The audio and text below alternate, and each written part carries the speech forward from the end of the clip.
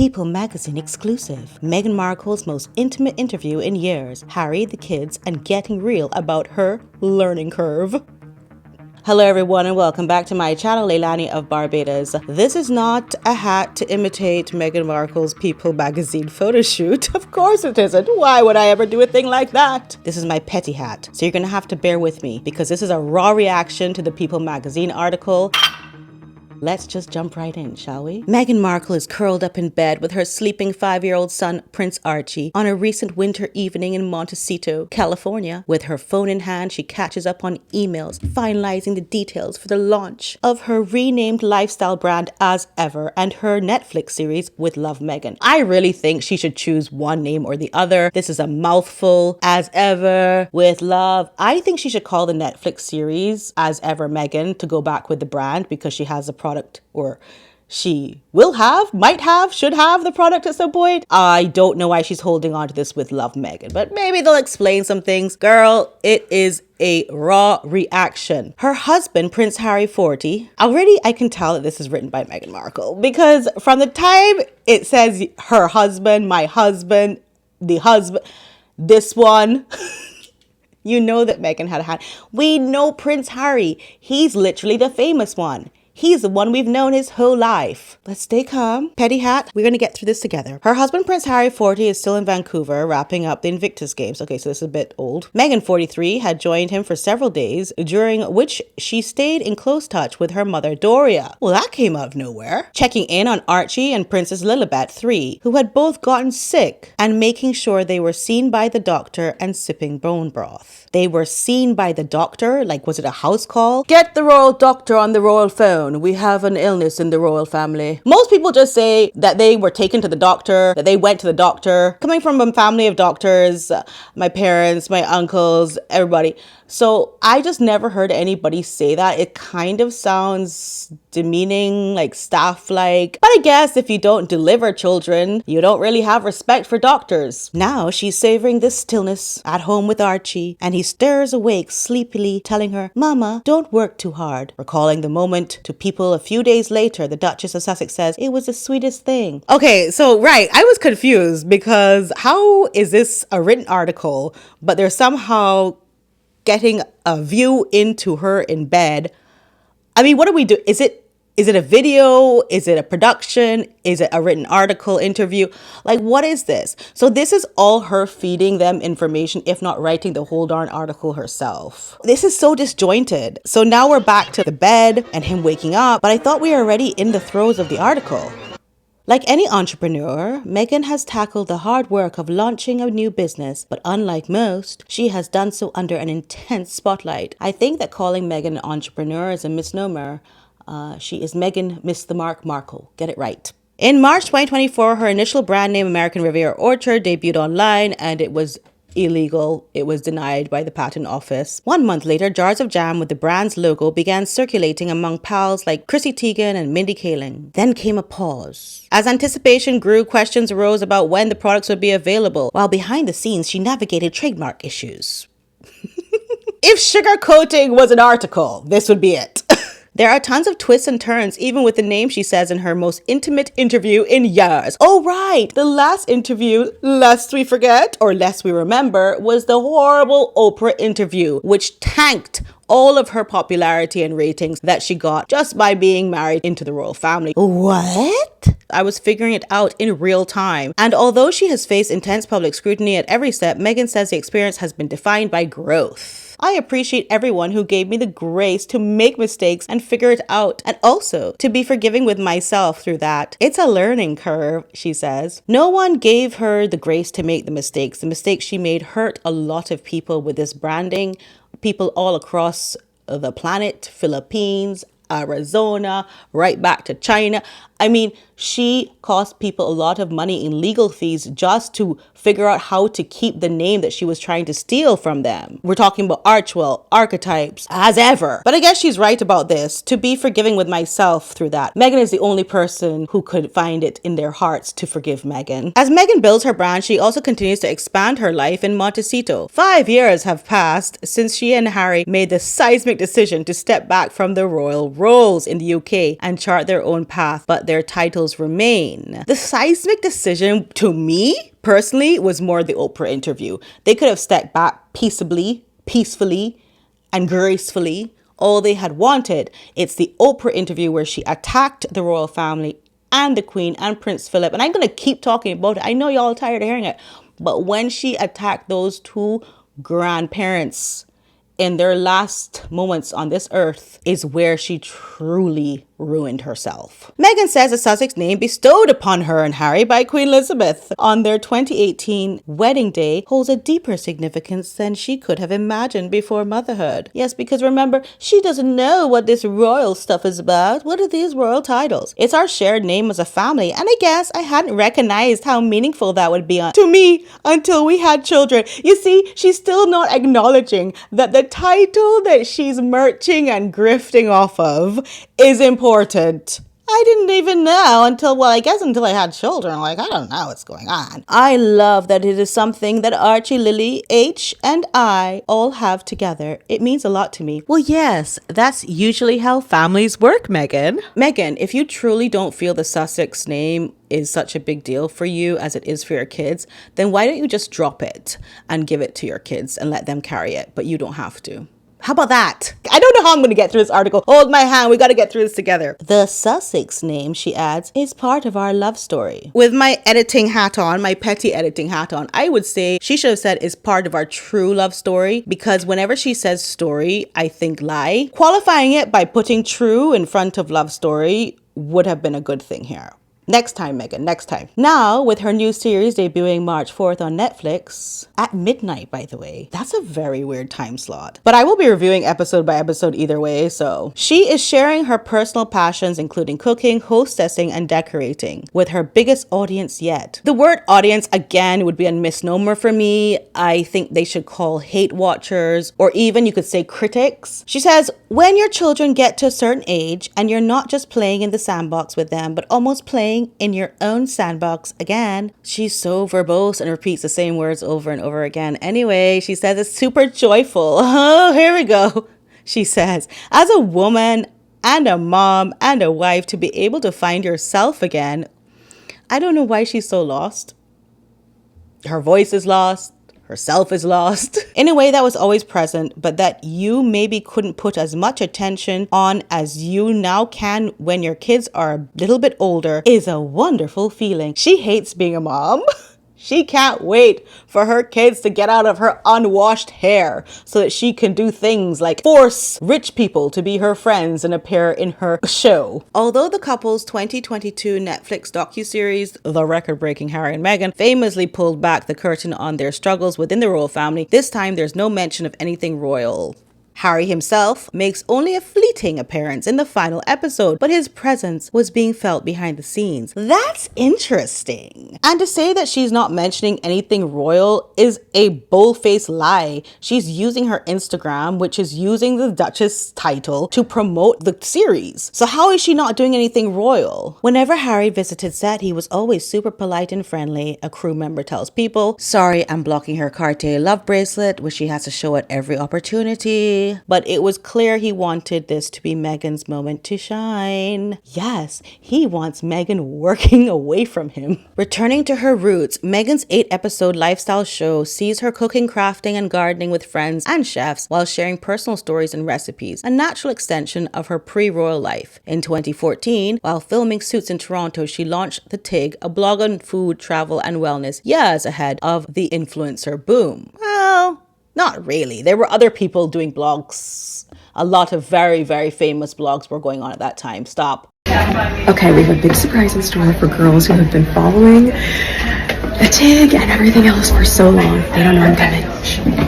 But as her relationship with Harry deepened, she shut it down in 2017 and later deleted her Instagram before joining royal life. How hard was it to let go? Well, I love the TIG, but I certainly loved my husband more, she says. So that was a choice I made at the time, and I wouldn't change that for a second. So I don't like the narrative that they're trying to push in this paragraph. Does anyone know if the royal family actually forced Meghan to shut down her social media and her blog? Did she let go of these social media accounts because she was forced to let them go by the royal family, or was it because she was trying to hide something? Put down your thoughts and comments. in the comment section, well, I loved the Tig, but I certainly love my husband more. So she's making it sound like an ultimatum. Meghan hasn't figured out that we are not like her father, Thomas Markle Sr., who allowed her to get away with compulsive lying. Harry is now loving watching Meghan step back into her creative groove. My husband met me when I had the Tig, and I see the spark in his eye when he sees me doing the thing that I was doing when he first met me. She says, his name is Harry. We know who he is since he was born. Just say Harry. He's more famous as Harry than as my husband. Do you know what I mean? Petty hat, like it want to jump off my head, okay? Even though the activities on her new show feel familiar, to Meghan's longtime followers, the filming pushed her beyond the comfort zone she knew from her 7 seasons on Suits. Why do we have to keep hearing how much seasons she was on Suits? She had like 2 hours of on-screen time, or I don't know. People have broken it down and it's very little. I was never really in front of the camera like this, she says, reflecting on the legal drama, which became one of Netflix's most streamed shows in 2023. Okay, so she was never really in front of the camera like this because she was not the main on-screen talent in Suits. So I guess this is a lot more work for her, if you want to call it that. She adds, it's a time capsule for me. I still have the pencil skirt from the first episode. That's the one thing I kept. About her just keeping the one pencil skirt, Prince Harry got Markled on Instagram would probably like to disagree with you, Meghan.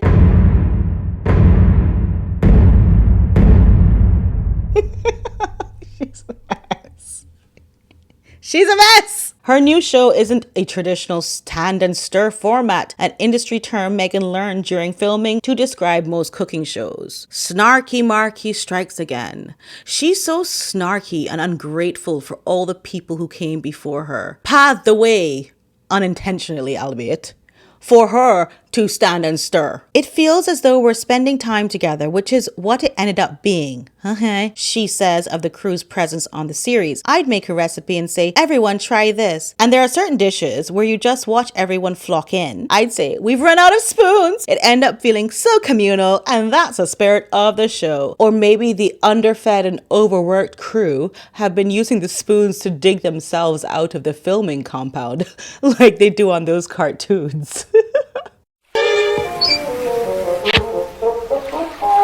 1, 2, 3.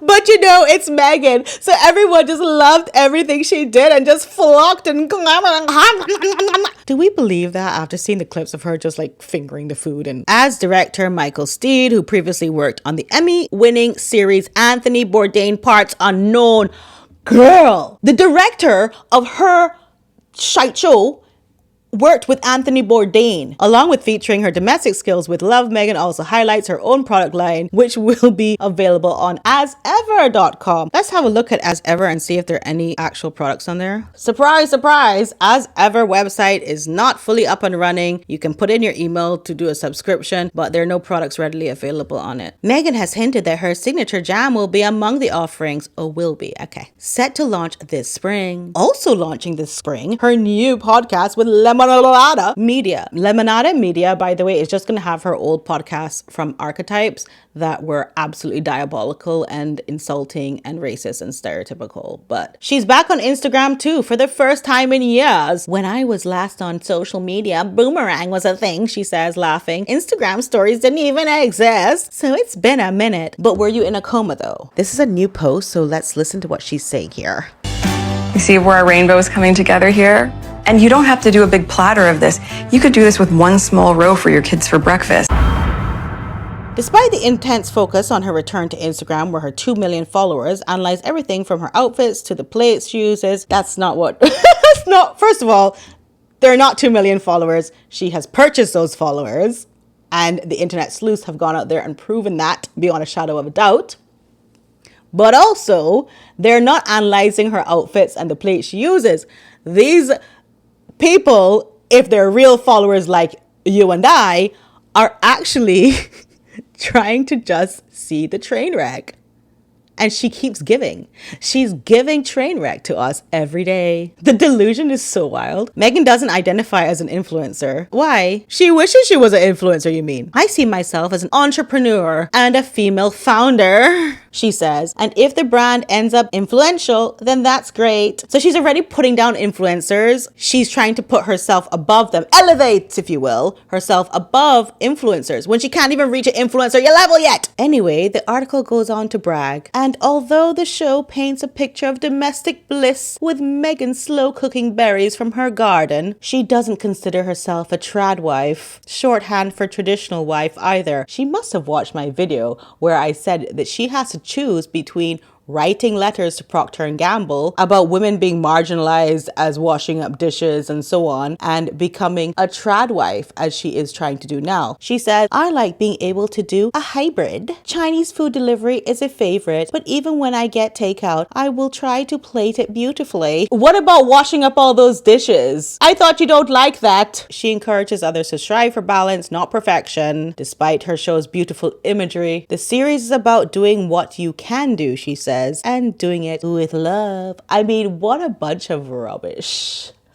But it reminds me of what Princess Eugenie talked about in her Us Weekly magazine article. Princess Eugenie reveals how takeout food is delivered to Kensington Palace. According to Princess Eugenie, ordering takeout food isn't an easy process for the family, especially when staying at Kensington Palace. Jack and I were literally sitting for an hour on Deliveroo. Like, what on earth does this mean? Okay, so I don't know if Meghan stole that from Eugenie or whatever, but girls, people get takeout. Okay? So the series is about doing it with love, right? That outlook was first noticed, the article says, by a friend who visited the set and came out with the name of the show. Their takeaway was they were so happy to see me as myself, Meghan says. She said, it's like your love letter to all the things you've loved to do, and if you're signing off a love letter, it's with love, Meghan. It felt right, and I love that my friend helped create it. No, she didn't help create it. She actually created it. She came up with a name. She was like, Meghan, it should be with love.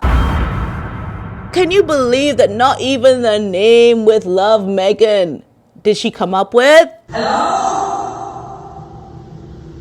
You have to imagine my friend's experience through the past few years, she says. They spend all this time with me at home and at their houses or out at dinners. For them to see who they know to be reflected on screen, it brought them a lot of joy.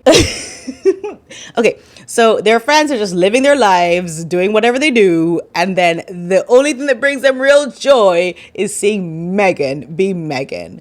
How self-important do you have to be to even say this? My IQ has reduced just by reading this. The Montecito community, who hate her, who have gotten to know her from school drop-offs and playdates with Archie and Lily, have become essential. We hosted a little camp because winter break was long. It was too long. I didn't want them children here with me for so long. We had several days with different families at our home, and we were able to get to know the parents better, and all the kids could play. In the process, Meghan says Montecito has become protective of the Sussexes.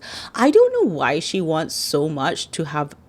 Oh, right. There's that lawsuit about protection that Harry's still pursuing in England.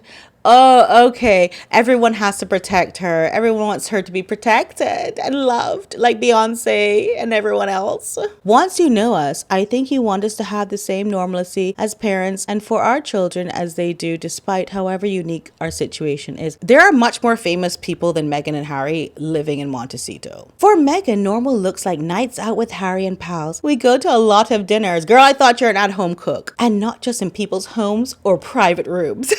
Because that's so relatable, right? Her friendships with other moms have grown beyond school ties into deeper connections. I have a couple of girlfriends up here. These are stay-at-home moms and working women with normal jobs, not in the public eye, she explains. Okay, so just everyone under the sun. One confidant, why does it have to be a confidant? One confidant recalls how they first connected when Archie and her daughter became fast friends at school. Meghan reached out with a voicemail inviting her to a play date because no one takes her calls.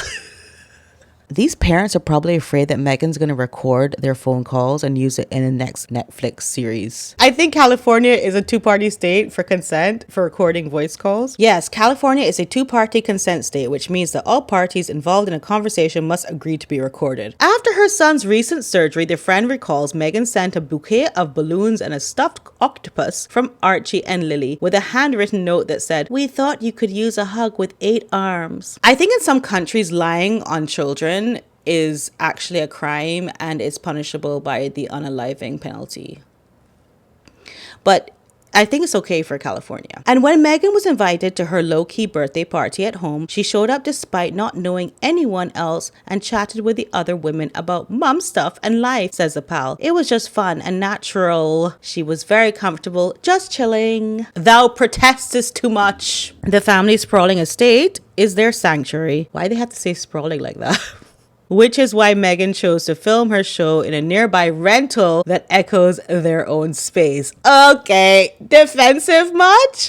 I want to protect that safe haven, she explains. We're a close-knit family and I love those moments. Putting Lily down for a nap, having lunch together, having sacred time together at the end of the day. Our kitchen is where mama just cooks for the family. And with a crew of 80 plus people, why is Netflix spending so much money on this girl? And with a crew of 80 plus people, that's a lot of people to have in your house. You know what she could have done? She could have said that at the opening of promoting this trailer and this project. She could have said all of this, but now since nobody believed that that was her kitchen and dug up all the facts that it's not her house and not her kitchen, now she's giving us an excuse for why. The show also gives Meghan a chance to put her kid-friendly meals to the test. I know she watches my videos, you know, because not only my son, but also I advised her to keep it simple because she's not capable of complex meals. So keep it kid friendly. I'm up before my kids are, or you better be. So I'm normally up at 6:30 and then I get them up and dressed for the day and we go downstairs. Because you know, it's downstairs for her. She's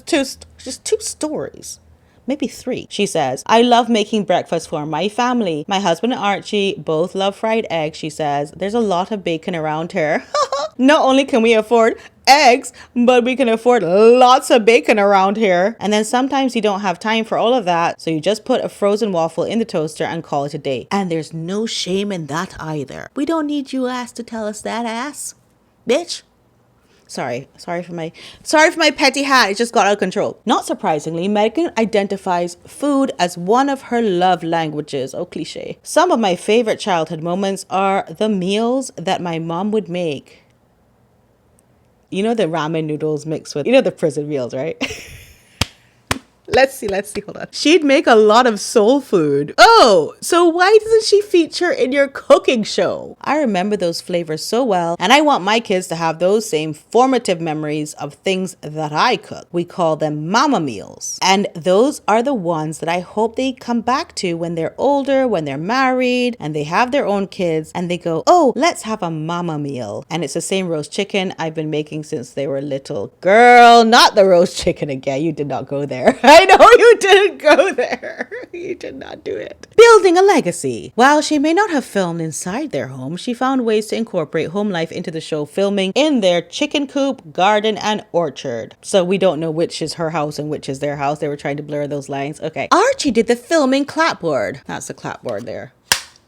That's what he did. Sweet moments, she says. They would also come with my husband. Who's that? Oh, Prince Harry, who we've known since he was born, and visit me on set. And I love that my children were able to watch me working and see the balance of that and understand what mama does and is working to create and share. It was really special because up until then, they hadn't seen me work. I thought that you and Harry worked from home. That's why you only do 2 hours a week of work or whatever it is. The thing about liars is that most of them have really bad memories, and that's why we can call them liars, because we catch them lying. The crew member recalls how Archie and Lily would run up to Meghan on set. She was super attentive and doting on them. We would give them headphones so they could listen to audio. Adds Meghan, I hope that when they get old enough, they feel really proud that they were part of the beginning of this with me. Girl, don't nobody believe you have a legacy out there. Anyways, reflecting on the past 5 years since their move, Meghan acknowledges how much it is different. 5 years ago, Archie was only 8 or 9 months old, so my life has changed so much, she says, recounting her motherhood journey. Okay. Welcoming a newborn, being pregnant while raising a toddler, and now raising both Archie and Lily. Anyone who has children will tell you it's a huge evolution as a woman during that time. I mean, as women, we evolve regardless of whether we have children or not. Like, girl, you trying to be special now? You now coming to try and be special? You never talked about nothing before, no pregnancy, no nothing before. Now all of a sudden that you have to prove it to everyone. You're like, and you know, like it's the time, and then the times. We don't have time to hear this crap. As she looks ahead to the next 5 or even 10 years, she's open to what's to come. Can you imagine? This is just the beginning, girl. Don't say that. Don't say that. I thought it was the end. Life is full of surprises, she says. And my gosh, in 10 years, Archie will be driving. That, and my gosh, it kind of sounds like Samantha Markle. Samantha Markle and all of her like Dan Wooten interviews and stuff, she's always like, my God. Meghan sounds like her. But they're sisters, so what can you do? What I can do is sign off now, because I think we've had enough of this article, and I just want to get it up for you as quick as possible. I love you all so much. Thank you all so much for enduring this with me. I love you, and thank you all so much. Don't forget to subscribe, press the bell notifications, and like this video if you did like it, to get more analyses from Leilani of Barbados. Love you. Bye.